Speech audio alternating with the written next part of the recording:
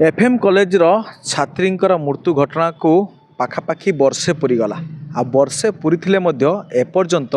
परिवार को संपूर्ण न्याय मिल पारि ना आ मो सहित तांको बापा अच्छा आलोचना करी आपण आज आम देखुचु जे वर्षे पूरीगला एबे प्रथम श्राद्ध वार्षिकी कौन कौन आपन को सब प्रतिश्रुति मिलता एवं कौन आपण सेते बेले प्रतिश्रुति पाइथिले एवं दाबी कौन करथिले आपन को दाबी मुताबक एपर्यंत से भली किछि माने आपन को मन को शांति लागिया भलिया किछि हेइछि कि पदक्षेप नियाइछि कि प्रथम दाबी हेते बेले मोर थिला जे जो माने ए घटना सहित अपराधी सेमानंकु दंड मिलू कारण सरकार मध्य सेते बेले जो दुई जण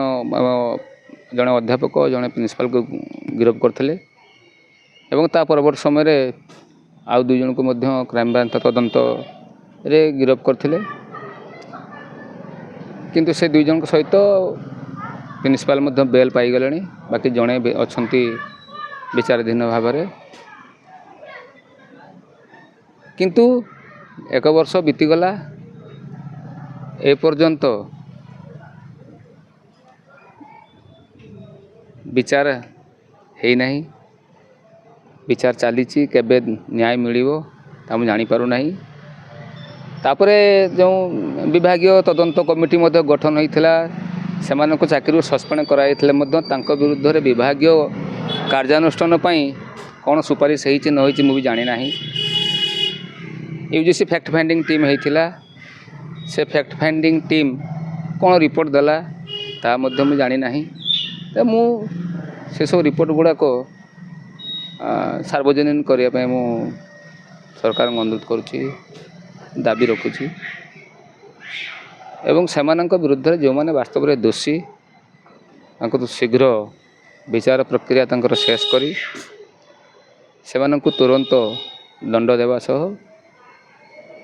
मो झीर न्याय पाई जो से माने मते कथा देथिले से कथा रखिया पे निवेदन करुछि। अच्छा आम से समय देखी अनेक आपन को प्रतिश्रुति मिलता से लाइब्रेरी कथा हो बा श्रुति परिषद विभिन्न प्रशासनिक क्षेत्र में करा जाइथिला किंतु से सब दिगरे एपर्यंत कौन पदक्षेप नियाइछि ना एपर्यंत तो तांको जोठे मो झील को तार अंतिम दाह करा जाइथिला सेठारे श्मशान उन्नतीकरण सह सेठारे सौम्यश्री स्मृति स्तंभ निर्माण पाई कि